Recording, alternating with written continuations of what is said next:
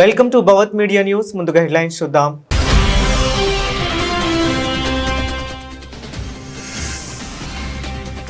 తీవ్రవాద పాలనను అంతం చేయడమే మా లక్ష్యం స్పష్టం చేసిన ఇజ్రాయెల్ ప్రధాని.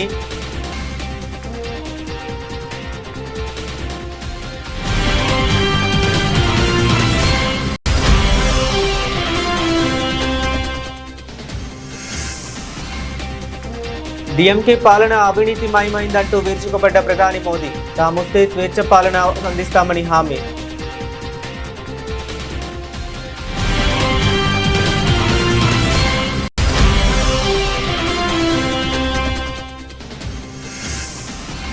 ఢిల్లీలో కెనడా ప్రధాని మార్క్ కార్నీతో ప్రధాని మోదీ సమావేశం. ఇరు దేశాల పరస్పర సహకారంతో అభివృద్ధిపై ద్వైపాక్షిక చర్చలు జరిపిన దేశాధినేతలు.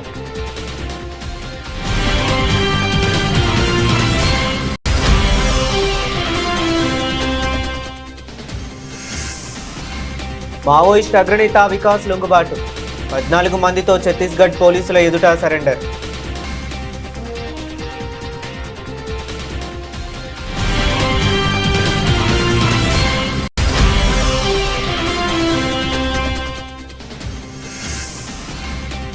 తప్పు చేస్తే ఎవరిని వదలం, అర్హులైన పేదవారికి ఇందిరమ్మ ఇల్లు తేల్చి చెప్పిన మంత్రి పొంగులేటి.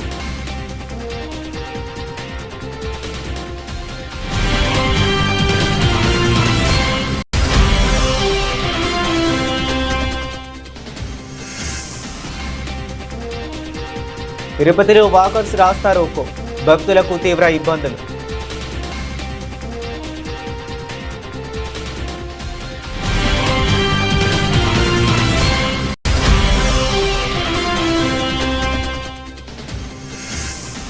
తెలంగాణ రాష్ట్రంలో ప్రధానమంత్రి ఫసల్ బీమా పథకంను వెంటనే అమలు చేయాలి ప్రభుత్వాన్ని డిమాండ్ చేసిన బీజేపీ ఎమ్మెల్యే పాయల్ శంకర్.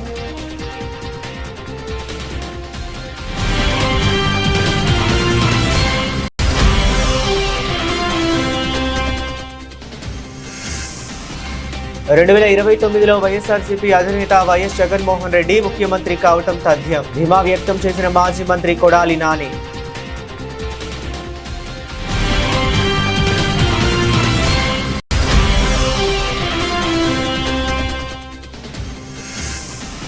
విద్యా కమిషన్ పేరిట తెలంగాణ బిడ్డల భవిష్యత్తుతో చెలగాటమాడుతున్నారు. ప్రభుత్వ తీరుపై మండిపడ్డ RS Praveen Kumar.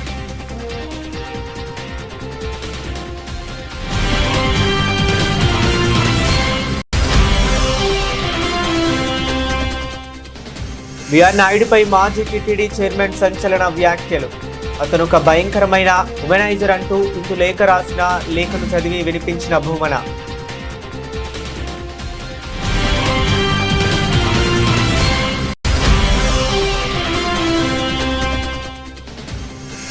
Sanju Samson super innings. World cup semis కు దూసుకెళ్లిన భారత్. మార్చి 5న ముంబై వేదికగా ఇంగ్లాండ్తో సెమీఫైనల్ ఆడనున్న భారత్.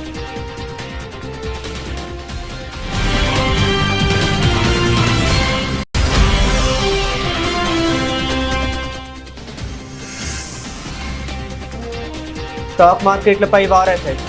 భారీ నష్టాల్లో సూచీలు.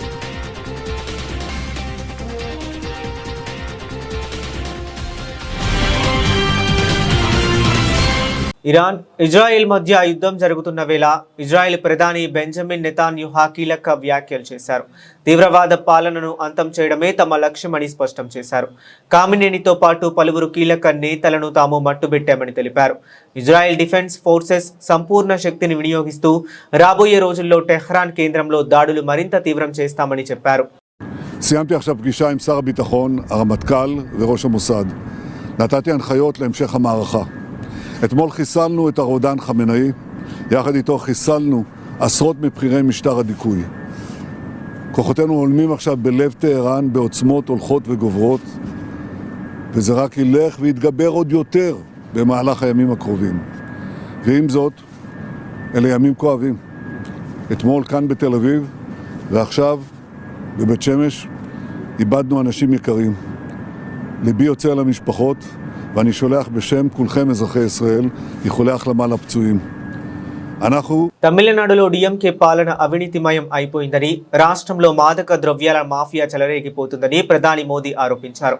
తమిళనాడు పుదుచ్చేరిలో పర్యటన సందర్భంగా మదురైలో జరిగిన ఎన్డీఏ బహిరంగ సభలో ప్రధాని మాట్లాడుతూ, ఎక్కడైనా పారదర్శక పాలన అందించేందుకు మంత్రుల మధ్య పోటీ ఉంటుందని, కానీ డీఎంకే ప్రభుత్వంలో మంత్రులు మాత్రం అవినీతిలో పోటీ పడుతున్నారని ఎద్దేవా చేశారు. ఉద్యోగుల బదిలీల్లో 365 కోట్లు, ఉద్యోగ అవకాశాల పేరుతో 900 కోట్లు, కాంట్రాక్టర్ల పేరుతో 1000 కోట్లు, ఇసుక కుంభకోణంలో 4700 కోట్లు, టస్మాక్ స్కామ్లో 40,000 కోట్లు, ఇలా ప్రతి విషయంలోనూ డీఎంకే భారీ అవినీతికి పాల్పడుతుందని ఆరోపించారు. బీజేపీ నేతృత్వంలోని రాష్ట్రంలో డబుల్ ఇంజన్ ప్రభుత్వం ఏర్పడితే ప్రజలకు స్వచ్ఛమైన, పారదర్శకమైన పాలన అందిస్తామని హామీ ఇచ్చారు. త్వరలో జరగనున్న శాసనసభ ఎన్నికలు రాష్ట్రానికి టర్నింగ్ పాయింట్ వంటివని చెప్పారు. ఈ ఎన్నికల్లో ఎన్డీఏ కూటమిని గెలిపించేందుకు ప్రజలు ఉత్సాహంగా ఉన్నారని ప్రధాని వ్యాఖ్యానించారు. It comes to honesty in politics. K.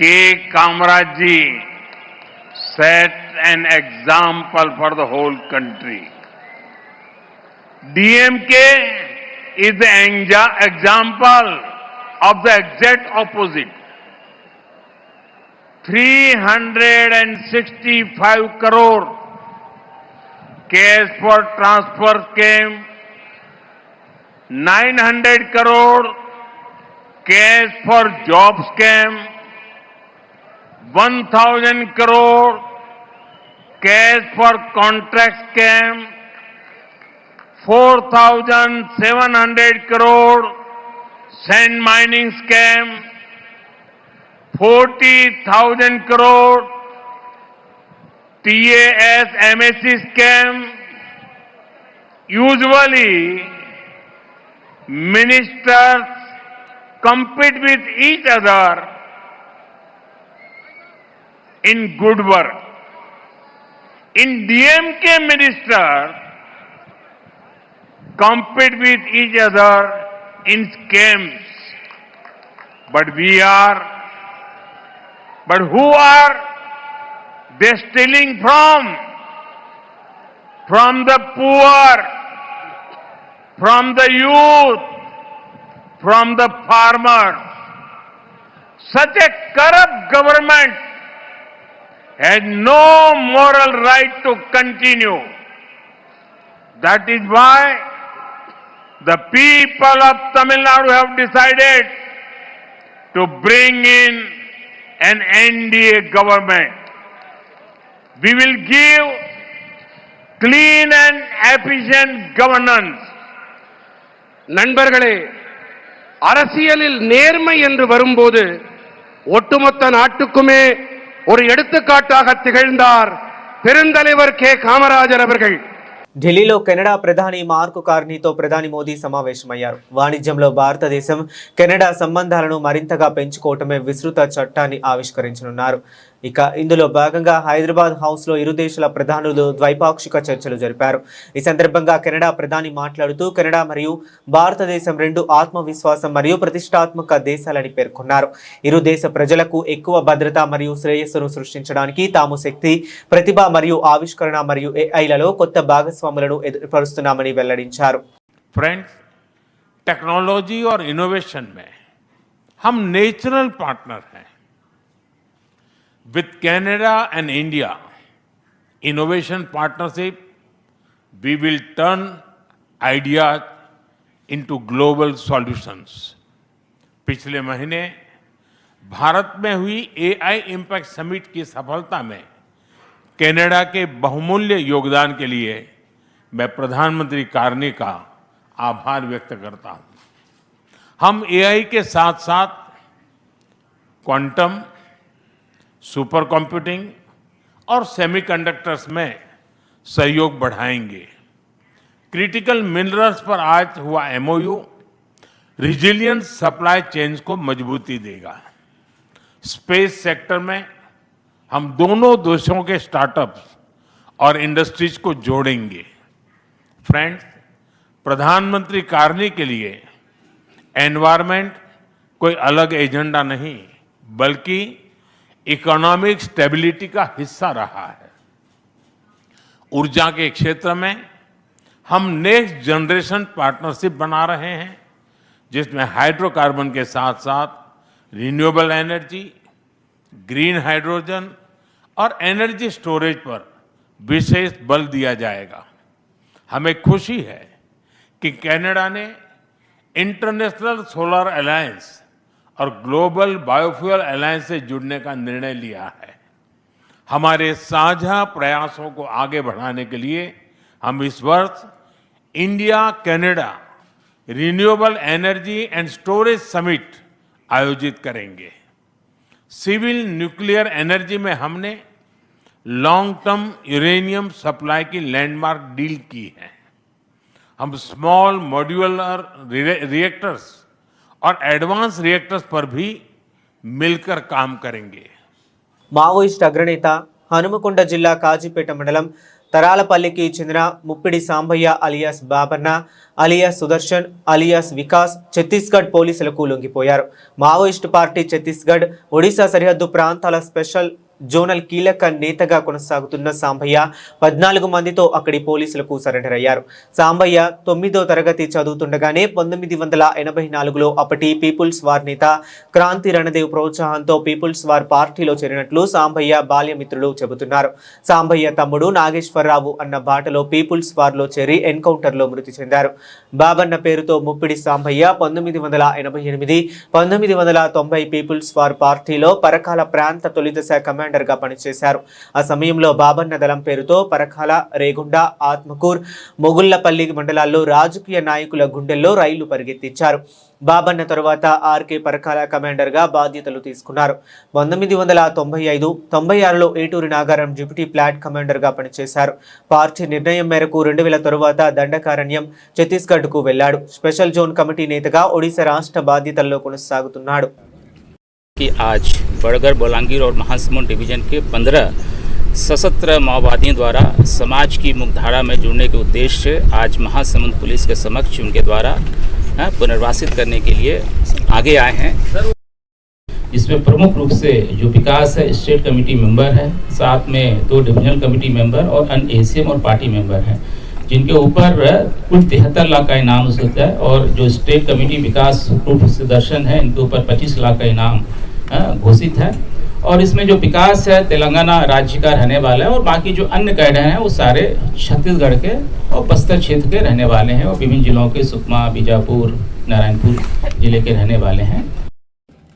Khammam నగరాన్ని ఆనుకొని ఉన్న వెలుగుమట్ల సంఘటన రాష్ట్ర వ్యాప్తంగా హాట్ టాపిక్ గా మారింది. ఈ నేపథ్యంలో ఖమ్మం కలెక్టరేట్ లో భూదాన్ భూముల నిర్వాసితులను మంత్రి పొంగులేటి శ్రీనివాసరెడ్డి కలిశారు.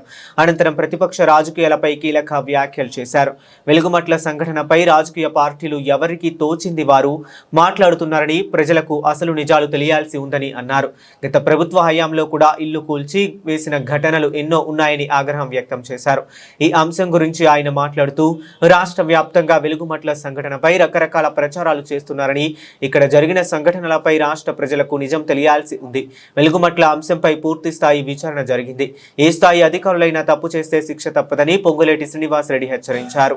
ఏ పేదవాడైతే అర్హుడైన వాడున్నాడో గౌరవ ముఖ్యమంత్రి గారి సూచనల మేరకు ఇవాళ 1వ తారీఖు 15వ తారీఖు లోపు ఏదైతే 747 మందిలో అర్హులైన పేదవాళ్ళు ఎవరైతే ఉన్నారో వాళ్ళందరికీ ఇళ్ల స్థలము 5 లక్షల రూపాయల ఇందిరమ్మ ఇళ్లు కూడా శాంక్షన్ చేసి ఆర్డర్లు ఇచ్చి నేనే దగ్గరుండి ముగ్గు పోపిస్తాను.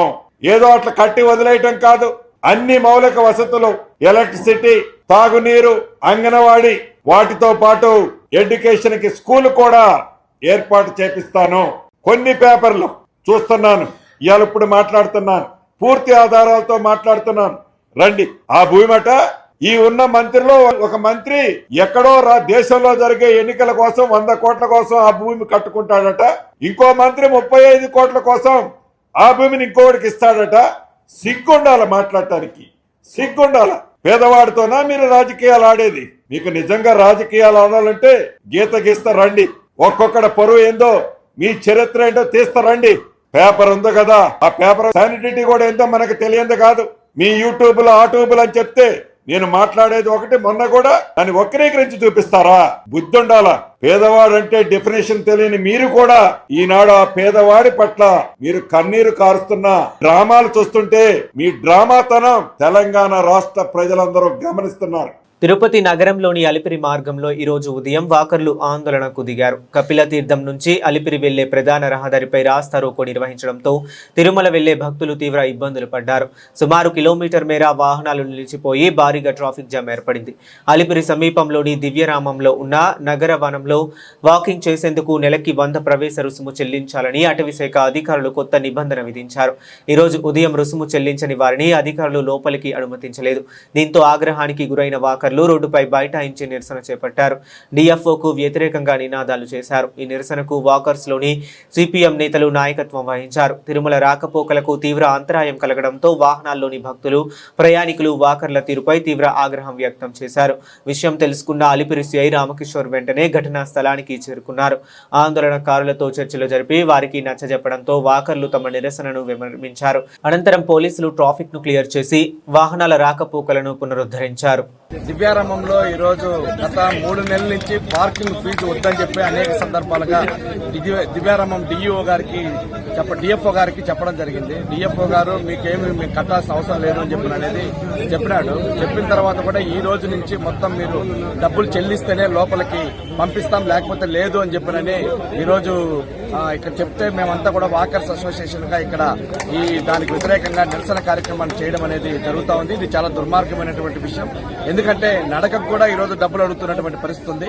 కానీ డిఎఫ్ఓ గారికి తెలియకుండానే డిఎఫ్ఓ గారు అనుమతితోనే ఇక్కడ పార్కింగ్ ఫీజు వసూలు చేస్తా ఉన్నారు. దానికి లక్షల రూపాయలు ఇక్కడ ఉన్నటువంటి ప్రైవేట్ హోటల్ దగ్గర నుంచి కూడా డబ్బులు వసూలు చేస్తున్నారు. ఒక బండికి వచ్చి ఒక రోజు నైట్కి వచ్చి ఒక్కొక్క 2 వీలర్ కింద అని చెప్పి 4 వీలర్ కింద అని చెప్పి వసూలు చేస్తా ఉన్నాడు. 500 రూపాయల నుంచి 1000 రూపాయల దాకా ఇట్లా నెలకొచ్చి దాదాపు దీని నుంచే 1.5 లక్ష రూపాయల దాకా పైకి వస్తా ఉంది. కానీ వాకర్స్ గా ఇక్కడ ఉన్నటువంటి వాళ్ళు 200 మంది పైచులకు వాకర్స్ వెళ్తా ఉన్నారు. 200 నుంచి 20,000 రూపాయల కంటే ఎక్కువ రాదు. కానీ తిరుపతి యొక్క ఆరోగ్యాన్ని, తిరుపతి యొక్క నడకను ఈ రోజు కాపాడడానికి ఇక్కడ ఉన్నటువంటి వచ్చే వాళ్ళంతా కూడా మిడిల్ క్లాస్ వాళ్ళు, బ్యాంక్ ఎంప్లాయీస్ దగ్గర నుంచి అనేక రకాలైనటువంటి సెక్షన్స్ అంతా ఇక్కడికి వచ్చి వాకర్స్ వాకింగ్ చేసుకోవడం అనేది జరుగుతూ ఉంది. అట్లాంటి దాన్ని ఈ రోజు అడ్డుకోవడం అనేది చాలా దుర్మార్గమైనటువంటి. ఈ సమస్య పరిష్కారం అయ్యేంత వరకు ఇక్కడి నుంచి లేయకూడదని చెప్పినని వాకర్స్ డిమాండ్ చేస్తారు. కాబట్టి ఈ సమస్యను పరిష్కారం చేయాలని కోరుతాం. తెలంగాణ రాష్ట్రంలో ప్రధానమంత్రి ఫసల్ బీమా పథకంను వెంటనే అమలు చేయాలని బీజేపీ తరపున డిమాండ్ చేస్తున్నామని ఆ పార్టీ ఎమ్మెల్యే పాయల్ శంకర్ అన్నారు. ఈ నెల 7 నుంచి 15 వరకు ఆదిలాబాద్ కేంద్రంగా రైతులతో కలిసి ఉద్యమ కార్యక్రమాలు చేపడుతున్నారు. రాష్ట్ర వ్యాప్తంగా రైతుల నుంచి పంటల బీమా దరఖాస్తులు స్వీకరిస్తామని చెప్పారు. రైతులకు భద్రత కల్పించడమే ఉద్యమ లక్ష్యం అని ఈ నెల 16న శాసనసభ సమావేశంలో పాల్గొంటామని పాయల్ శంకర్ పేర్కొన్నారు. రాష్ట్ర కాంగ్రెస్ ప్రభుత్వ నిర్లక్ష్యంపై శాసనసభలో ప్రశ్నిస్తానని స్పష్టం చేశారు. ప్రతి బీజేపీ ఎమ్మెల్యే, ఎమ్మెల్సీ, ముఖ్య నేతలు రైతుల పక్షాన నిలవాలని ఈ సందర్భంగా ఆయన పిలుపునిచ్చారు. అదేవిధంగా భారతీయ జనతా పార్టీ రైతుల పక్షాన నిలబడి ఈ ప్రభుత్వం మీద ఒత్తిడి తీసుకురావాలని ఒక నిర్ణయానికి వచ్చినాం. నిన్న జరిగినటువంటి బీజేఎల్పీ శాసనసభ సమావేశంలో ఒక తీర్మానం చేసినాం. ఈ నెల 7వ తారీఖు నుండి 15వ తారీఖు వరకు ఈ రాష్ట్రంలో ఉన్నటువంటి రైతులందరి దగ్గరికి వెళ్ళి ఈ రాష్ట్రంలో పంటల బీమా అమలు చేయాలని డిమాండ్ చేస్తూ దరఖాస్తులు స్వీకరించేటటువంటి కార్యక్రమాన్ని ప్రారంభిస్తున్నాం. దాన్ని ఆదిలాబాద్ నుంచే ప్రారంభిస్తున్నాం. ఆ యొక్క 7వ తారీఖు నాడు ఆ ప్రారంభ కార్యక్రమంలో ఈ రాష్ట్రంలో ఉన్నటువంటి భారతీయ జనతా పార్టీ శాసనసభ్యులు, ఎంపీలు, ఎమ్మెల్సీలు, మిగతా ముఖ్య నాయకులంతా కూడా ఆదిలాబాద్లో ప్రారంభమయ్యేటటువంటి ఆ యొక్క ఫసల్ బీమా పథకాన్ని ఈ రాష్ట్రంలో అమలు చేయాలనే డిమాండ్తో ప్రారంభమయ్యేటటువంటి ఆ యొక్క కార్యక్రమానికి రాష్ట్రంలో ఉన్నటువంటి భారతీయ జనతా పార్టీ నాయకులంతా కూడా పాల్గొంటారు. మరి అక్కడనే కాకుండా తెలంగాణ రాష్ట్రంలో ఉన్నటువంటి అన్ని జిల్లాల్లో, ఉమ్మడి 10 జిల్లాలలో, పాత 10 ఉమ్మడి 10 జిల్లాలలో ఈ యొక్క కార్యక్రమాన్ని, దరఖాస్తులు తీసుకునేటటువంటి కార్యక్రమాన్ని నిర్వహించి 16వ తారీఖు నాడు 10 లక్షల దరఖాస్తులతో ఈరోజు తెలంగాణ శాసనసభ సమావేశాలకు వెళ్లే ముందు భారతీయ జనతా పార్టీ శాసనసభ్యులమంతా కూడా రైతులు అందించినటువంటి ఆ యొక్క దరఖాస్తులను మేమంతా కూడా తీసుకెళ్లి ప్రధానంగా మేము ఆ రోజు అసెంబ్లీలో డిమాండ్ చేయడమే కాకుండా సభలో చర్చ జరగడానికి పట్టుబడతాం. ఆ యొక్క 10 లక్షల దరఖాస్తులను రాష్ట్ర ముఖ్యమంత్రి గారికి ముట్ట చెప్పుదాం. దాని ద్వారా రైతుల ప్రధానమైనటువంటి డిమాండ్ ఏదైతే ఈ రాష్ట్రంలో పంటల బీమా పథకం అమలు చేయాలనే డిమాండ్ ఉన్నదో ఖచ్చితంగా వచ్చే ఈ సంవత్సరం ఈ సీజన్లో ఈ రాష్ట్ర బడ్జెట్లో 26-27 బడ్జెట్లో సరిపడా అమౌంట్ వెంటనే ఈ రాష్ట్ర ప్రభుత్వం బడ్జెట్లో ప్రవేశపెట్టాలి. అది కూడా 2029లో వైఎస్ఆర్సీపీ అధినేత వైఎస్ జగన్మోహన్ రెడ్డి ముఖ్యమంత్రి కావడంతో తథ్యమని మాజీ మంత్రి కొడాలి నాని ధీమా వ్యక్తం చేశారు. ఇటీవలే కూటమి ప్రభుత్వం వేధింపులకు గురైన మాజీ మంత్రి అంబటి రాంబాబు కుటుంబ సభ్యులను కొడాలి నాని ఇతర వైఎస్ఆర్సీపీ నేతలు పరామర్శించారు. అనంతరం కొడాలి నాని మీడియాతో మాట్లాడారు. కూటమి బెదిరింపులకు వైఎస్ఆర్సీపీ శ్రేణులు భయపడరు. కూటమి ప్రభుత్వం అంబటి కుటుంబ సభ్యుల్ని తీవ్రంగా ఇబ్బంది పెట్టింది. టీడీపీ నేతలు కావాలని అంబటి రాంబాబును రెచ్చగొట్టారు. అంబటి రాంబాబు క్షమాపణలు చెప్పినా టీటీడీ నేతలు ఆయన ఇంటిపై దాడి చేసి ధ్వంసం చేశారు. పోలీసుల సమక్షంలో అంబటి ఇంటిపై దాడి జరిగింది. లోకేష్ రెడ్ బుక్ రాజ్యాంగాన్ని వైఎస్ఆర్సీపీ భయపడదు. 2029లో వైఎస్ఆర్సీపీ అధినేత వైఎస్ సీఎం కావటం తథ్యమని స్పష్టం చేశారు. మీరు కూడా ఇటువంటి ఇబ్బందులను ఫేస్ చేయాల్సినటువంటి పరిస్థితి తప్పకుండా ఉంటుంది. వాటన్నిటినీ తట్టుకొని నిలబడగలమన్నటువంటి శక్తి సామర్థ్యాలు కనుక మీకు ఉన్నాయంటే ఎస్ రండి, దమ్ముగా వచ్చి మమ్మల్ని ఏం చేయాలనుకుంటున్నారో రాంబాబు గారినో నన్ను లేకపోతే మాట్లాడే వాళ్ళని ఏం చేయాలనుకున్నారో చెయ్యండి. అయితే పక్కాగా ఒకటైతే చెబుతున్నాను, జగన్మోహన్ రెడ్డి గారు ఇక్కడ ఉన్నది మీ పిరికి చేష్టలకి మీ కొరత ఊపులకి బెదిరేటువంటి ప్రసక్తి ఉండదు. 2029లో జగన్మోహన్ రెడ్డి గారు మళ్ళీ ముఖ్యమంత్రి అవుతాడు. మేమందరం జగన్మోహన్ రెడ్డి గారికి అండగా ఉంటాం. మీరు ఎన్ని ఇబ్బందులు పెట్టినా, మీరు ఆఖరికి జైల్లో పెట్టినా, మమ్మల్ని ఏం చేసినా కూడా మేమైతే వెనక్కి తగ్గేటువంటి పరిస్థితి లేదు. జగన్మోహన్ రెడ్డి గారు ఇచ్చినటువంటి ప్రతి పిలుపుకి స్పందిస్తాం. ఆయన చెప్పినటువంటి ప్రతి కార్యక్రమానికి మేము ముందుంటాం. ఇటువంటి పిచ్చి చేష్టలు మానేసి కల్తీ పాలు తాగి రాజమండ్రిలో చనిపోయారు ఎంతమంది? 7. టబాకాయలు తయారు చేస్తా కాకినాడ వేటపాలెంలో 21 మంది చనిపోయారు. శ్రీకాకుళంలో మంచినీళ్లు తాగి కల్తీ అక్కడ చనిపోయారు. మీకు సిగ్గు శరం ఉంటే ఇది చూసుకోండి. ఇటువంటి కార్యక్రమాలు జరగకుండా ప్రజలు ఇబ్బంది పడుతున్నటువంటి ఇబ్బందులు చూడకుండా ఇవన్నీ అంబటి రాంబాబు గారిని 18 రోజులు, వాళ్ళని వంశీని 145 రోజులు, చెవిరెడ్డి భాస్కర్ రెడ్డి 208 రోజులు, లేకపోతే జోగి రమేష్ 81 రోజులు, లేకపోతే రేపు నన్ను 100 రోజులు పెట్టినా వైఎస్ఆర్ కాంగ్రెస్ పార్టీకి ఏమీ కాదు. మేము కూడా వెనక్కి తగ్గేటువంటి పరిస్థితి ఉండదు. మిమ్మల్ని ప్రజల్లో ఎండగట్టడం ఖాయం. రేపు జగన్మోహన్ రెడ్డి గారు ముఖ్యమంత్రిగా ఈ రాష్ట్రంలో అధికారంలోకి వచ్చిన తర్వాత ఈ కార్యక్రమాలు చేసినటువంటి అధికారులను గానీ, వాళ్ళకి తొత్తులుగా పనిచేసి మా ఇళ్లు పగలు కొట్టించినటువంటి అధికారులు గానీ, వాళ్ళకి అడుగులకు మడుగులు ఎత్తి ఫిజికల్ గా అంబటి రాంబాబు గారు లాంటి ఎక్స్ మినిస్టర్లని ఫిజికల్ గా అరెస్ట్ చేయాలన్నటువంటి వ్యక్తులు కానీ ఎవరిని వదిలిపెట్టేటువంటి పరిస్థితి ఉండదు. జగన్మోహన్ రెడ్డి గారు చెప్పినట్టు సప్త సముద్రాల అవతల ఉన్నా కూడా తీసుకొచ్చి వాళ్ళందరికీ తగిన పనిష్మెంట్లు శాస్త్రాలు జరుగుతాయి 100%. ఎవరు కూడా వైఎస్ఆర్ కాంగ్రెస్ పార్టీ నాయకులు గాని కార్యకర్తలు గాని ఆధారపడద్దు. అందరం కలిసి ముందుకెళ్దాం. విద్యా పాలసీ ముసుగులో రాష్ట్ర విద్యారంగంపై రేవంత్ సర్కార్ కుట్రలు చేస్తుందని బీఆర్ఎస్ ప్రధాన కార్యదర్శి ఆర్ఎస్ ప్రవీణ్ కుమార్ ధ్వజమెత్తారు. కేసీఆర్ ఆనవాళ్లను చెరిపివేయాలనే కక్షతో ఆకునూరి మురళి నేతృత్వంలోని విద్యా కమిషన్ నివేదికను రూపొందించిందని మండిపడ్డారు. గతంలో రేవంత్ రెడ్డి చెప్పిన విషయాలనే కమిషన్ రిపోర్టులో చేర్చారని ఆరోపించారు. రేపటి తరానికి మంచి విద్యను అందించడానికి విస్మరించిందని, ప్రభుత్వ ఖర్చులు తగ్గించుకునేందుకు ప్రాధాన్యం ఇవ్వడం దురదృష్టకరమన్నారు. కమిషన్ సిఫారసులు రాష్ట్ర విద్యార్థుల భవిష్యత్తుకు ప్రమాదకరమని ఆందోళన వ్యక్తం చేశారు. ఇటీవల గత 3 రోజుల క్రితం మరి తెలంగాణ విద్యా కమిషన్ చైర్పర్సన్ అయిన ఆకునూరి మురళి గారు మరి మిగతా సభ్యులందరూ కలిసి ముఖ్యమంత్రి గారికి ఈ Telangana education policy for Telangana 2026 అంటే తెలంగాణలో ఒక నూతన విద్యా విధానం రావాలి అని చెప్పి వారు గౌరవ ముఖ్యమంత్రి శ్రీ రేవంత్ రెడ్డి గారికి నివేదిక అందజేయడం జరిగింది. మరి ఆ నివేదిక చదివిన తర్వాత నిజంగా తెలంగాణ బిడ్డల భవిష్యత్తు అత్యంత ప్రమాదకరంగా మారింది. వారికి విద్యను బోధించే ఉపాధ్యాయుల ఆత్మగౌరవం దెబ్బతీయడానికి అన్ని కుట్రలు జరిగినాయని చాలా క్లియర్ గా అర్థమవుతా ఉన్నది. నేను మొట్టమొదట ఒకటే విషయం చెప్తా ఉన్నా, రేపు బీఆర్ఎస్ పార్టీ మళ్లీ అధికారంలోకి వచ్చిన తర్వాత ఈ Telangana education policy for Telangana ఈ విద్యా కమిషన్ రిపోర్ట్ ఏదైతుందో అది డైరెక్ట్ గా చెత్తబుట్టలో వేస్తాం. ఇది తెలంగాణ తల్లిదండ్రులకు, విద్యార్థులకు, అదే విధంగా ఉపాధ్యాయులందరికీ కూడా క్లియర్ గా నేను చెప్తా ఉన్నా బీఆర్ఎస్ పార్టీ తరఫున. ఎందుకంటే విద్యా వ్యవస్థలో అత్యంత కీలకమైన వ్యక్తి ఉపాధ్యాయుడు. ఈ ఉపాధ్యాయుడు తన ఆత్మగౌరవాన్ని దెబ్బతీసే ప్రయత్నం జరిగితే, అదేవిధంగా ఉపాధ్యాయుడు నిరంతరం తరగతి గదిలో అభద్రతా భావంతో బతికితే విద్యార్థులకు చదువు రాదు, తన ఉద్యోగానికి న్యాయం చేయలేడు అన్నది ప్రపంచ చరిత్రలో నిరూపించబడ్డది. సైన్స్ కూడా అదే చెప్తుంది. మరి అలాంటి ఉపాధ్యాయున్ని 1,70,000 మంది ఉపాధ్యాయులను ఘోరంగా అవమానించిన ఈ రిపోర్టు డెఫినెట్ గా చెత్తబుట్టలోకే వెళ్తుంది. ఇంకా దానికి వేరే స్థానం దొరకదు. ఇలా ఉపాధ్యాయుల జీతాల గురించి మాట్లాడుతుంది కమిషన్. నిజానికి ఈ పని పిఆర్సీ చేయాలి. అదేవిధంగా పిఆర్సీ టిటిడి చైర్మన్ బిఆర్ నాయుడుపై మాజీ టిటిడి చైర్మన్ భూమన కరుణాకర్ రెడ్డి సంచలన వ్యాఖ్యలు చేశారు. బిఆర్ నాయుడు భయంకరమైన ఉమనైజర్ అంటూ ఘాటు వ్యాఖ్యలు చేశారు. పడుకోకుండా ఏ పని చేయనని మొహం మీద చెబుతాడు అని ఆరోపించారు. 2019లో చంద్రబాబుకు ఇందులేఖ అనే బ్రాహ్మణ మహిళ రాసిన లేఖను భూమన బయట పెట్టారు. ఇందులేఖ రాసిన లేఖను మీడియా ముందు చదివి వినిపించారు. BR Naidu honorary chairman TV five, గౌరవనీయ మాజీ మరియు కాబోయే ఆంధ్ర రాష్ట్ర ముఖ్యమంత్రి వర్యులు నారా చంద్రబాబు నాయుడు గారికి నమస్కరించు రాయున్నది. నా పేరు తాడేపల్లి ఇందులేఖ, వయస్సు 48 సంవత్సరాలు, daughter of late Shri Tadepalli Satyanarayanamurthy, స్వస్థలం గుంటూరు జిల్లా తెనాలి. మాది బ్రాహ్మణ వైదిక కుటుంబం అయినప్పటికీ మా నాన్నగారు తెనాలి టౌన్ హెడ్ కరణంగా పనిచేసి ఉన్నారు.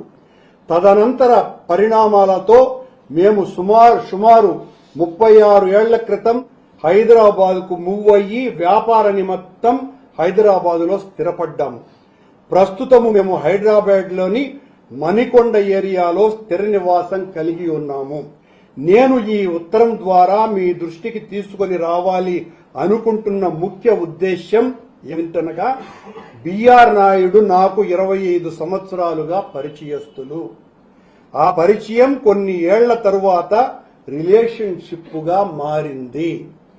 ఈ ప్రయాణంలో నాయుడు గారి వలన సుఖం సంతోషం తోడు లేకపోగా అనేక అవమానాలు, ఆర్థిక ఇబ్బందులు పడ్డాను, ఇంకా పడుతూనే ఉన్నాను. నన్ను ఏనాడు ప్రేమగా బాధ్యతగా చూడలేదు. అరగంట కోసం నేను అనే విషయం నాకు అర్థమయ్యేసరికే ఏళ్లు పట్టింది. నాయుడు గారు నన్ను బాగా చూసుకుంటాను, ప్రపంచంలో అందరికంటే నువ్వంటేనే ప్రేమ, నన్ను వదిలేయొద్దు అని కళ్ళనీళ్లు పెట్టుకుంటే నమ్మి ఈ రిలేషన్షిప్ స్టార్ట్ చేశాను. నాకు ఒకే కూతురు, ఆ అమ్మాయి 16 సంవత్సరాలుగా ఎస్ఎల్ఈ సిస్టోనీ లూప్స్ ఏంటది ఐసీసీ పురుషుల టీ20 ప్రపంచ కప్ 2026లో టీమిండియా సెమీఫైనల్లోకి అడుగుపెట్టింది. కోల్కతాలోని ఈడెన్ గార్డెన్స్ వేదికగా వెస్టిండీస్తో జరిగిన ఈ సూపర్ 8 మ్యాచ్లో భారత్ 5 వికెట్ల తేడాతో ఘన విజయం సాధించింది. 196 పరుగుల భారీ లక్ష్యంతో బరిలోకి దిగిన భారత్ సంజు శాంసన్ అద్భుత పోరాటంతో మరో 4 బంతులు మిగిలి ఉండగానే విజయాన్ని అందుకుంది. ఈ గెలుపుతో భారత్ మార్చి 5న ముంబై వేదికగా ఇంగ్లాండ్తో సెమీఫైనల్లో తలపడింది. టాస్ ఓడి బ్యాటింగ్కు దిగిన వెస్టిండీస్ నిర్ణీత 20 ఓవర్లలో 4 వికెట్ల నష్టానికి 196 పరుగుల భారీ స్కోర్ చేసింది. భారత బౌలర్లలో జస్ప్రీత్ బుమ్రా 36 పరుగులు ఇచ్చి 2 వికెట్లు తీయగా హార్దిక్ పాండ్యా, వరుణ్ చక్రవర్తి చెరో వికెట్ దక్కించుకున్నారు. అనంతరం 196 పరుగుల లక్ష్య ఛేదనలో భారత్ ఆరంభంలోనే తడబడింది. అభిషేక్ శర్మ 10, ఈశాన్ కిషన్ 10 తక్కువ స్కోర్కే వెనుదిరిగారు. అయితే 1 డౌన్లో వచ్చిన సంజు శాంసన్ విండీస్ బౌలర్లకు చుక్కలు చూపించాడు. వికెట్లు పడుతున్నా ఒకవైపు వికెట్ కాపాడుకుంటూనే మరోవైపు బౌండరీలతో స్కోర్ బోర్డును పరుగులు పెట్టించాడు. సూర్యకుమార్ యాదవ్ 18, తిలక్ వర్మ 27, హార్దిక్ పాండ్యా 17లతో కలిసి కీలక భాగస్వామ్యాలు నెలకొల్పారు. ముఖ్యంగా సూర్యతో కలిసి 58 పరుగులు, తిలక్తో కలిసి 42 పరుగులు జోడించి ఇన్నింగ్స్ ను చక్కదిద్దాడు. చివర్లో శివం దుబే 8 నాట్అవుట్ శాంసన్ కు సహకరించాడు. ఈ విజయంతో గ్రూప్ 1 నుంచి భారత్ దర్జాగా సెమీస్ బెర్తుకు ఖాయం చేసుకుంది. ఊహించినట్టుగానే పశ్చిమాసియాలోని ఉద్రిక్తతలు అంతర్జాతీయ మార్కెట్లపై తీవ్ర ప్రతికూల ప్రభావం చూపుతున్నాయి. ఇరాన్పై అమెరికా, ఇజ్రాయెల్ దాడి నేపథ్యంలో మదుపర్లు అప్రమత్తంగా వ్యవహరిస్తుండటంతో సూచీలు భారీ నష్టాలతో మొదలయ్యాయి. క్రూడ్ ఆయిల్ ధరలు భారీగా పెరగడం కూడా నెగిటివ్గా మారాయి. ఈ నేపథ్యంలో ప్రస్తుతం సెన్సెక్స్, నిఫ్టీ భారీ నష్టాల్లో కదిలాడుతున్నాయి. గత సెషన్ ముగింపు 81,287తో పోల్చుకుంటే సోమవారం ఉదయం 2,700 పాయింట్లకు పైగా నష్టంతో మొదలైన సెన్సెక్స్ ఆ తరువాత కాస్త కోలుకుంది. కనిష్టాల వద్ద మదుపర్ల కొనుగోళ్లకు మొగ్గు చూపుతుండటంతో సూచీలు నష్టాల నుంచి కొద్దిగా తేరుకున్నాయి. ప్రస్తుతం ఉదయం 10 గంటల సమయంలో సెన్సెక్స్ 848 పాయింట్ల నష్టంతో 80,412 వద్ద కొనసాగుతుంది. మరోవైపు నిఫ్టీ కూడా సెన్సెక్స్ బాటలోనే కదిలాడుతుంది. ప్రస్తుతం 265 పాయింట్ల నష్టంతో 24,913 వద్ద కదిలాడుతుంది. బులెటిన్ ముగించే ముందు మరొకసారి హెడ్లైన్స్ చూద్దాం.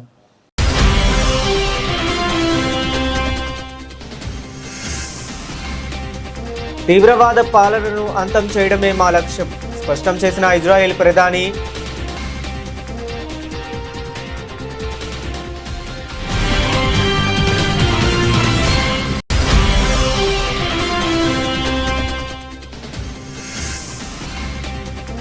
డిఎంకే పాలన అవినీతిమయమైందంటూ విరుచుకుపడ్డ ప్రధాని మోదీ. తామొస్తే స్వేచ్ఛ పాలన అందిస్తామని హామీ.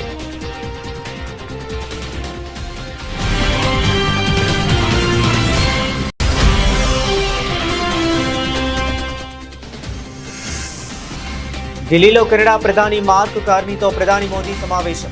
ఇరు దేశాల పరస్పర సహకారంతో అభివృద్ధిపై ద్వైపాక్షిక చర్చలు జరిపిన దేశాధినేతలు.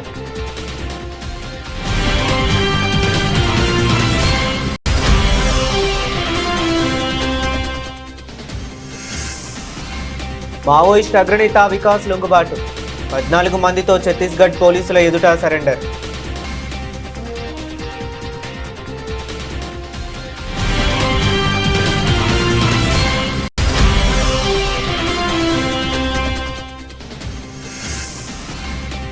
తప్పు చేస్తే ఎవరిని వదలం, అర్హులైన పేదవారికి ఇందిరమ్మ ఇల్లు తేల్చి చెప్పిన మంత్రి పొంగులేటి.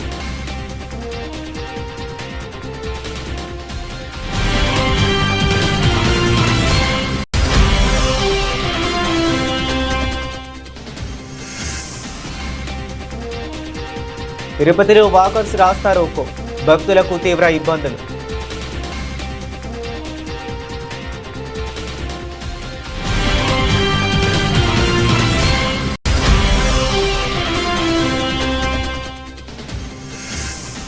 తెలంగాణ రాష్ట్రంలో ప్రధానమంత్రి ఫసల్ బీమా పథకంను వెంటనే అమలు చేయాలి. ప్రభుత్వాన్ని డిమాండ్ చేసిన బీజేపీ ఎమ్మెల్యే పాయల్ శంకర్.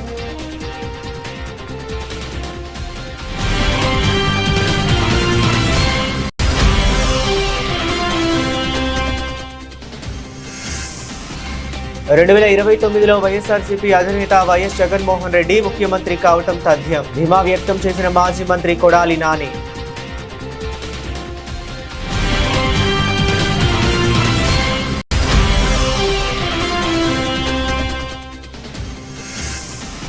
విద్యా కమిషన్ పేరిట తెలంగాణ బిడ్డల భవిష్యత్తుతో చెలగాటమాడుతున్నారు. ప్రభుత్వ తీరుపై మండిపడ్డ ఆర్ఎస్ ప్రవీణ్ కుమార్.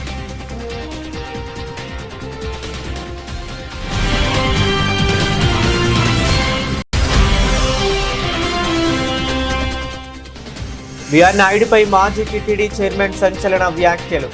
అతను ఒక భయంకరమైన ఉమెనైజర్ అంటూ ఇందు లేఖ రాసిన లేఖను చదివి వినిపించిన భూమన.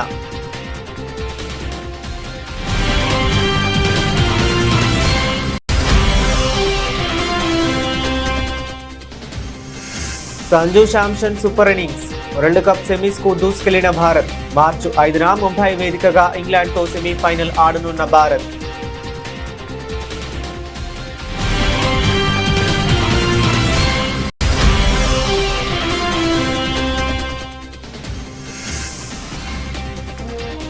స్టాక్ మార్కెట్లపై వార్ ఎఫెక్ట్. భారీ నష్టాల్లో సూచీలు.